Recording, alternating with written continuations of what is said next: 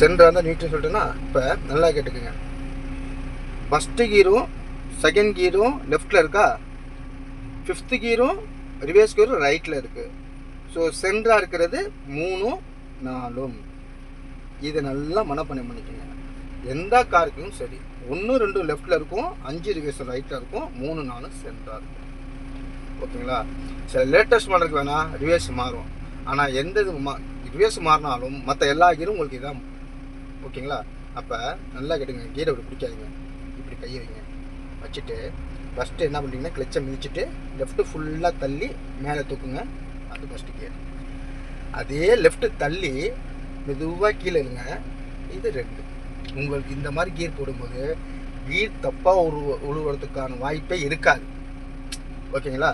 இப்போ 2லேருந்து 3க்கு வரணும். ஓகேங்களா? அப்போ கையை பிடிச்சி லைட்டாக ஒரு நூல் மேலே தூக்குங்க. அதுவே சென்டருக்கு வந்துடும்.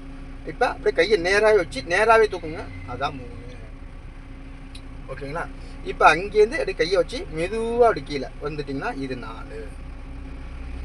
அதே நியூட்ரல் பண்ணி கையை இப்படி வச்சுக்கோங்க. வச்சு நேராக உங்கள் ஸ்டேரிங் பக்கம் ஒட்டிங்க. ஒட்டி மேலே தூக்குங்க. அது 5.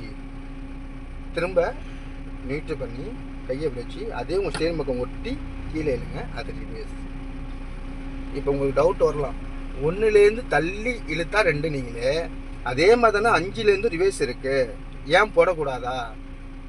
போடக்கூடாது, போடவும் முடியாது. ஏன்னா 5லேருந்து ரன்னிங்கில் போயிட்டுருக்கப்ப ரிவர்ஸ் கியர் உழுகாது.